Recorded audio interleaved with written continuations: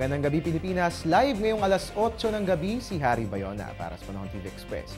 Mga kababayan, good news po dahil wala tayong namamataang anumang sama ng panahon sa loob ng ating bansa. Sa ngayon, ang umiiral nga lang po sa atin ay ang mahinang hanging habagat na partikular pong nakaaapekto sa western section ng Luzon. Mga kababayan, mahalagang malaman natin ang aasahang lagay ng panahon sa susunod na 3 araw na siyang hatid sa atin ng 3-day weather forecast ng Pag-asa.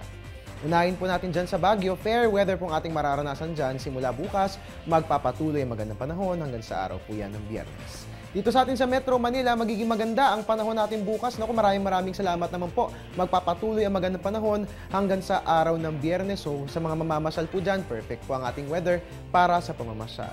Sa Metro Cebu naman po, fair weather din ang ating mararanasan bukas at sa Huwebes. Pero paghandaan natin ang mga pag-ulan sa araw po yan ng Biyernes, dalhin po natin ang ating mga payong. Sa Metro Davao, ganun din po mga kababayan, gloomy weather ang ating mararanasan. Simula bukas, magpapatuloy ang maulang panahon hanggang sa araw po yan ng Biyernes. Dalhin po natin ang ating mga tsinelas at mag-monitor sa lagay ng ating panahon para kung sakali mang bumaha, handa po tayong lahat.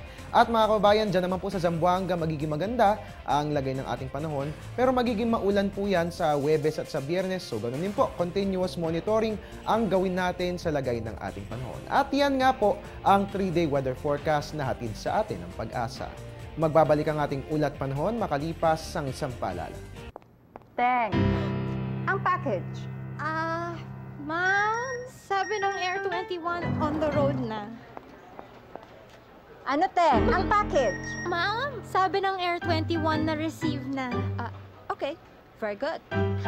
Basta padala, sagot ka ng Air 21. May real-time delivery updates via text para worry-free ka. Teng, ang package, napadala mo na? Yes, ma'am, sa Air 21. Sa Air 21, sagot ko, padala mo.